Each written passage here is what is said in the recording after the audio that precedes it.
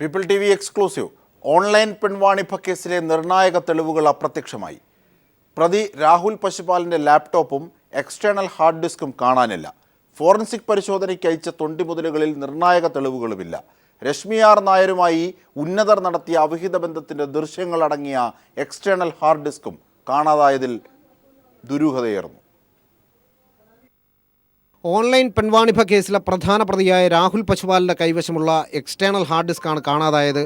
2 TB storage സ്പേസുള്ള ഈ hard ഡിസ്കിലാണ് രശ്മിയുമായി ബന്ധമുള്ള ഉന്നതരുടെ ദൃശ്യങ്ങൾ രാഹുൽ പകർത്തി സൂക്ഷിച്ചിരുന്നതെന്ന് സൂചനയുണ്ട്.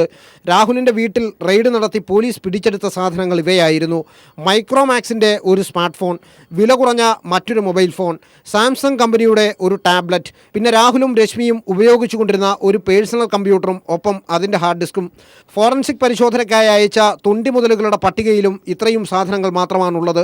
രശ്മിയുടെ ലാപ്ടോപ്പ്, രാഹുൽ ഉപയോഗിക്കുന്നതായി പറയപ്പെടുന്ന ഐഫോൺ, ചില പെൻഡ്രൈവുകൾ എന്നിവ എവിടെ പോയെന്ന് അന്വേഷണ സംഘത്തിനും വ്യക്തമായ വിവരമില്ല. ഓൺലൈൻ പെൺവാണിഭ കേസ് അന്വേഷിക്കുന്ന ഓപ്പറേഷൻ ബിഗ് ഡാഡി സംഘം നേരിട്ടല്ല രാഹുലിൻ്റെ ഫ്ളാറ്റിൽ റെയ്ഡ് നടത്തിയത്. എറണാകുളത്തെ പോലീസ് സംഘം നേരിട്ടാണ് രാഹുലിൻ്റെ ഫ്ളാറ്റിൽ നിന്നും റെയ്ഡ് നടത്തി തൊണ്ടിമുതലുകൾ കണ്ടെടുത്തത്.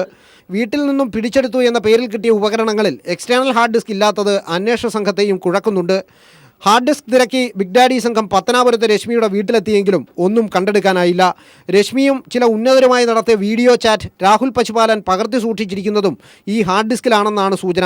ഈ ഹാർഡ് ഡിസ്കിലെ വിവരങ്ങളെപ്പറ്റി അന്വേഷണ സംഘം ആവർത്തിച്ച് ചോദിച്ചെങ്കിലും രശ്മിയും രാഹുൽ പശുപാലനും പരസ്പരം തെറ്റിദ്ധരിപ്പിക്കുന്ന മറുപടികളാണ് പോലീസ് നൽകുന്നത്. ഈ എക്സ്റ്റേണൽ ഹാർഡ് ഡിസ്ക് കണ്ടെത്താൻ കഴിഞ്ഞില്ലെങ്കിൽ സോളാർ CD പോലെ അത് മറ്റൊരു വിവാദത്തിനാവും തിരികൊളുത്തുക.